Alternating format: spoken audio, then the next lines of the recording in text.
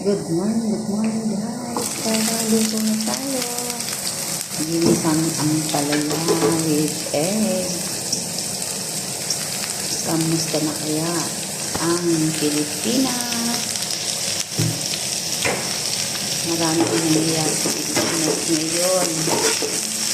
Hindi natin kayang ipaliwanag.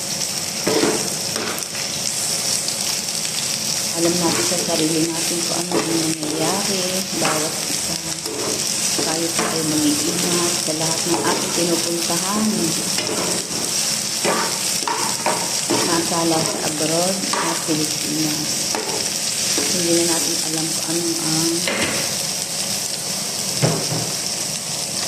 ang safe bawat isa sa atin.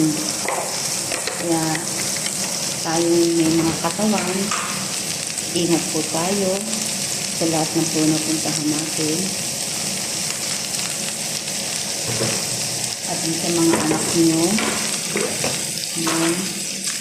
ingatan din po ninyo.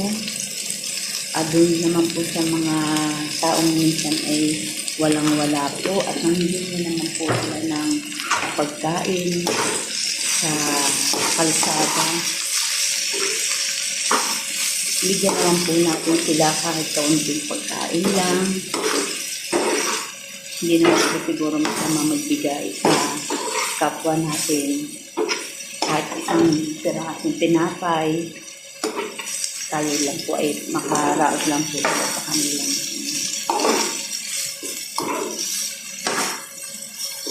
kanilang gutom. Madami-dami po natin na napapanood sa balita, sa Facebook. Hindi na po natin alam yung nangyayari. Sa lahat po na tumutulong na lalo na po sa mga vlogger at kay Ma'am Ibana. Lahat po sila ay saludo po ako.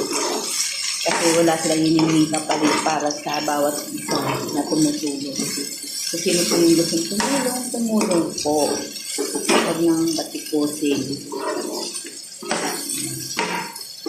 Ang sarap ng ulam ito.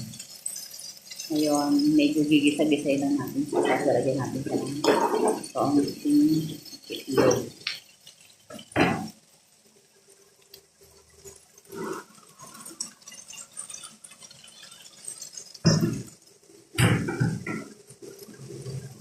Pag ganito nilagyan ko ng konting tubig para lumambot-lambot siya. Konting lang.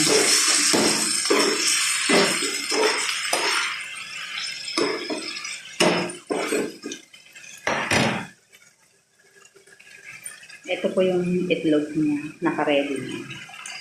Eh, kailangan po natin sa sarap video para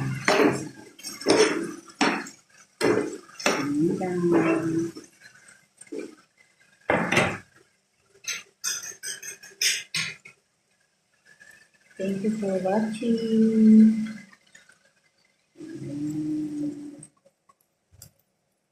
Please follow for more.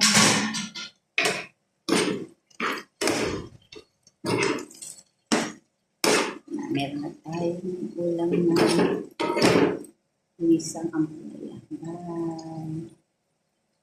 Thank you for watching. See you next time.